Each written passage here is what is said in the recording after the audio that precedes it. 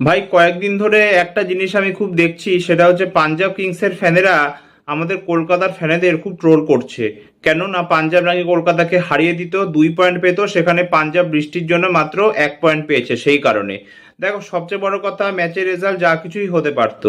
3.4 ওভারে 25 রানে 2 wicket KKR score ছিল, তো হতে পারতো কেকেআর সেখান থেকে 170-80 রান করে দিত, তাই পাঞ্জাব ম্যাচটা হেরেও যেতে পারতো। তো এটা তো বলা কখনোই ঠিক নয় যে পাঞ্জাব ম্যাচটা জিতে যেত। আর সবচেয়ে বড় কথা, কেকেআর আর পাঞ্জাবের হেড টু হেড রেকর্ড কি? 21-13, 21-13 কেকেআর এর পক্ষে রেকর্ড। 21টা ম্যাচ কেকেআর জিতেছে আর পাঞ্জাব 13টা ম্যাচ জিতেছে।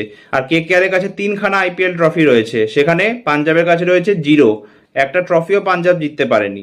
আর হ্যাঁ, 2014 সালে যখন কেকেআর সেকেন্ড টাইম আইপিএল এ চ্যাম্পিয়ন হয়েছিল, তখন কিন্তু পাঞ্জাবকে হারিয়ে চ্যাম্পিয়নটা হয়েছিল। তো আমার মতে পাঞ্জাবের ফ্যানদের, কলকাতার ফ্যানদের যাকে বলে ট্রোল করা উচিত নয়, কারণ পাঞ্জাব এখন অনেকটাই পিছিয়ে আছে। 18টা সিজন খেলেও একটা ট্রফি জিততে পারেনি পাঞ্জাব, এটা কিন্তু সত্যি খুব লজ্জার ব্যাপার।